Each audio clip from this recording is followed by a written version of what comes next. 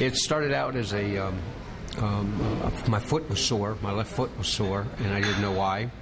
And so I hobbled on it a couple days and decided to take a couple days off of work and noticed it was starting to get infected. And then they took me in an ambulance over to shock trauma in Baltimore, where they determined that it wasn't worth saving. They couldn't salvage the ankle of the foot. Mr. Marks, otherwise healthy gentleman, developed a sore on his foot, and the foot quickly became gangrenous, and he lost the foot. So when he came, I think he was quite anxious. I remember he was here with his daughter, and there was a very young grandchild in the room as well, and they had a ton of questions. And this is where we start to interact as a team, where I can give some information, but then we have the physical and occupational therapists get involved. Mr. Marks hit the ground running, up, moving, transferring, and the first part of that process for him was the healing of his leg. Our goal is for him to walk, that nobody around him knows that he has a prosthesis, and he's very much on that. It's his goal.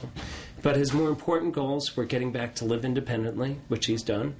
He needed to get back to driving, and he's done that. And now he's golfing. Jim's personality, he was just bubbly and outgoing and was willing to try anything. I did a lot of educational training with him, talked about accessibility and things to come when he got his prosthesis. Also talked a lot about eating healthy and healthier habits. So while Jim was here, he went on an outing across the street to Shady Grove. He was still at the wheelchair level at that time, but I taught Jim about the ADA and the Americans with Disability Act, as well as accessibility, teaching him how to open doors at the wheelchair level safely and maneuver through them. His goal when he came in was actually to be able to beat his son-in-law at golf the following year. Jim came in for wound care. He's also a diabetic, so we had to do diabetic teaching with Jim to prepare him for discharge. It's very important with amputee patients that we do good wound care, and we teach them how to take care of the wound when they're discharged. The medical passport is a tool to help Jim to track all of his medical information. Initially, Jim came in not really knowing how to use his prosthesis or care for it, so his main goal was to understand how to manage his prosthesis and all the equipment. It was a little difficult for him at first, but he caught on so quickly, and he was so motivated, and he was so wonderful to work with. It was just a matter of a couple days before he was moving around better than anybody else I've seen. So we focused mainly on his balance and understanding where his center of balance was so that he can walk without any device or walk with the crutches and place his foot correctly. We had to convince him to stay a couple more days to make sure he was safe, even though he wanted to go home. He was very ready to get back into the community as fast as possible. And he motivated not only myself, but also all the other patients in the room, and he was just a pleasure to work with. She inspired me enough that when I walked out of your facility, I didn't use even a cane.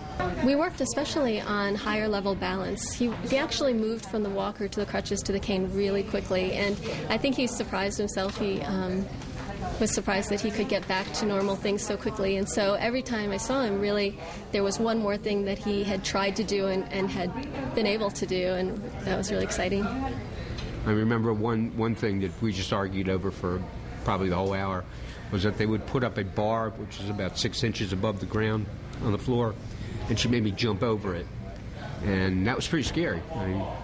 But I said, "You weren't even there to catch me," and she goes, "Oh, I knew you'd do it." So she was good. She was very, very, very helpful.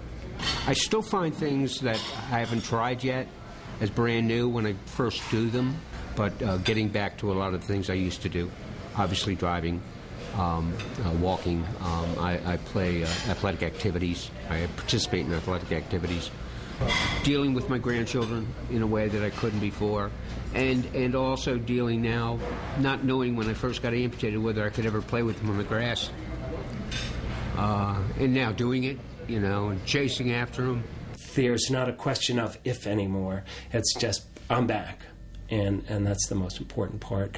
I consider myself lucky. And with that, you do gain back all pretty much whatever you want to do.